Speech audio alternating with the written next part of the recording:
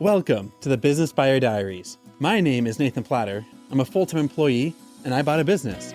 I did everything right, from finding the deal, handling all the due diligence on 63 opportunities, and ultimately bought a profitable gym. And boy, was I in for a big surprise as a new owner.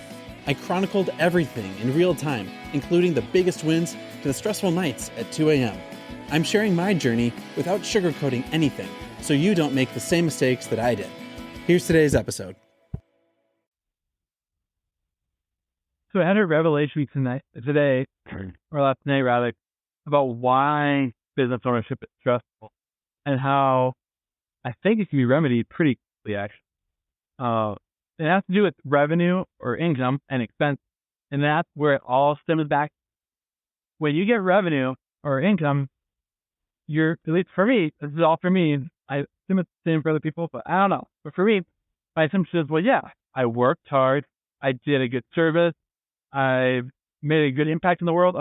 Of course, I deserve to get money. So I should be paid for my hard work.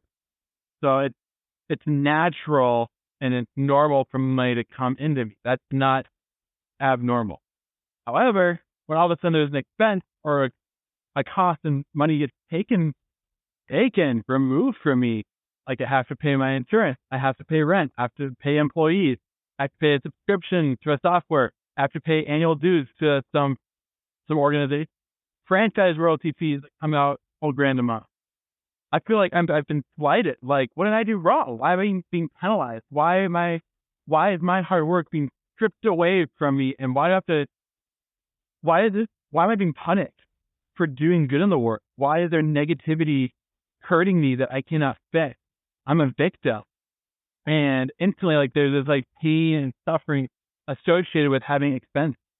So every time there's revenue and income in the same day, it's like, well, yeah, a normal thing happened where money comes in, it's all the pain, all the suffering, all people took my hard work, my rewards of life away. And now I'm this victim.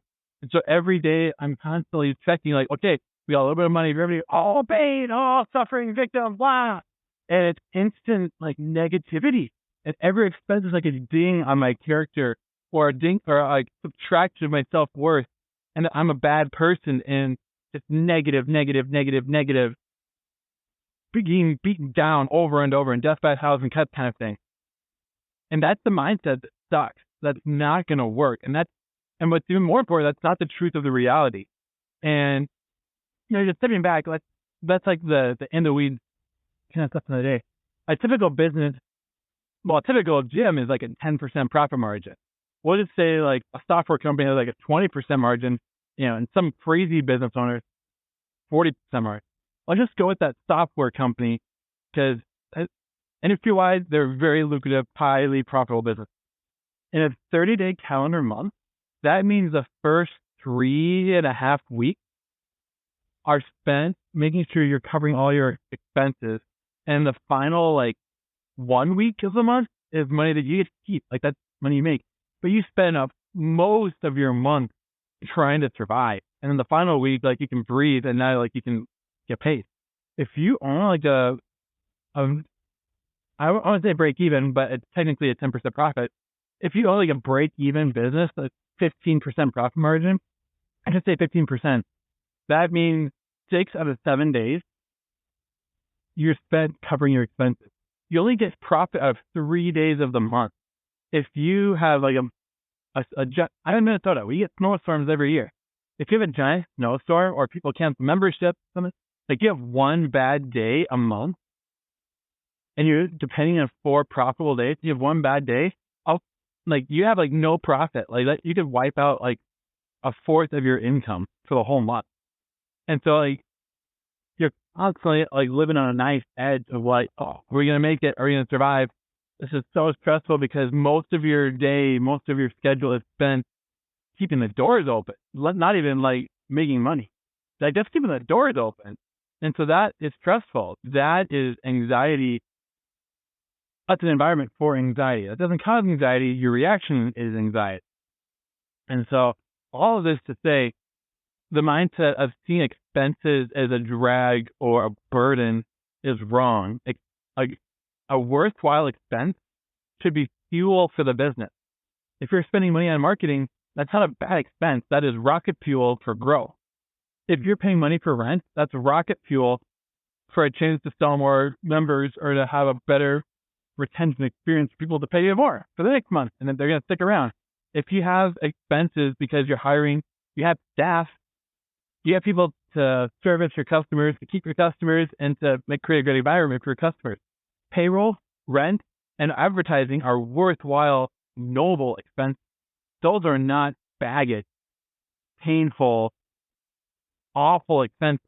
Now, if you're spending money on, here's one example, a lot of like Instagram gurus or Facebook coach consultant people that are just ripping off young guys or young gals that say like, oh, buy it. That is my favorite. Go get a dozen credit cards, transfer all the balance into your checking account. I have $200,000. Take your $200,000 and go buy a Mercedes G-Wagon, and now write off the G-Wagon, and then in 18 months, you have interest-free cash in your bank, and now you have a $200,000 vehicle that you can write off first year, or let's say it's $100,000 if it's used. $100,000 vehicle, you write off the first year, and now you just drive a brand new SUV, and boom, you have a business expense, you own an asset, and you can pay off the credit card next year. That is an awful expense. Interest on a credit card is an awful expense because you're not fueling growth, you're not servicing customers, you're not adding value to the world. You're just playing accounting games and trying to live like a baller, and you have no value to add to the world. And it's these sucky influencers that have zero experience and are charging you money so that they can rip you off. That's a distraction though, from the main thing.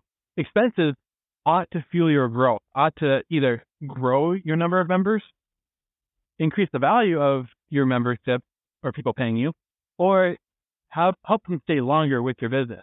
Rent, payroll, advertising, buying inventory like shirts and supplements to service your customers, those are all great expenses. And so whenever those expenses come through, a mindset I'm having to shift myself on is like, oh, good, I'm glad I can keep the doors open. I'm glad I can pay rent. Good. I hope I can increase my marketing expenses and my marketing budget because I want to reach more customers. I want to promote a big challenge session that we're going to do. So I'm a work in progress on it, but I want to have a positive gratitude mindset towards those expenses that help the business, that service my members, that expand what we do throughout the Twin Cities. Now, if I'm paying like overdraft fees, or I don't know, if I'm paying like stupid expenses, then yeah, I should be having pain associated towards that. But for the good expenses, no, I should be happy for them. And so I should not have the revenue deposit direct with my personal self-worth, my personal value. Those are different. Those are affirmations, but they're not, I should not depend on my self-worth on those things. And so revenue is gratitude, and expenses for good business growth are affirmations that I'm doing the right thing for the right people. And so that's why I think a lot of small business owners are crabby and bitter and just angry, because they see like, oh, I could have saved a lot of money. I could have had more for myself had I not had to pay my vehicle payment for my plumbing business. Like, oh, that sucks. Well, no, if you didn't have your vehicle, you can't get to your plumbing job. So quit whining about having an expense that helps your business do what you do. Those are validations that you're doing the right thing, and it's not cheap. And so for folks that are learning to not whine and complain about expenses, I think this one's for you. And I'm a work in progress. I'm learning to turn that around and to not see expenses as baggage, but as rocket fuel. And if some expenses are baggage, then I should probably cut those out right away. That's rocket fuel. This has been another episode of the Business Buyer Diaries. Subscribe so you don't miss the next episode. I hope you're realizing that business ownership is no cakewalk. Check the podcast notes for a link to the DIY due diligence program, the complete list of show sponsors, and for media inquiries. Music written and composed by Wes Schrock. I'm your host, Nathan Platter. Join me again on the next one.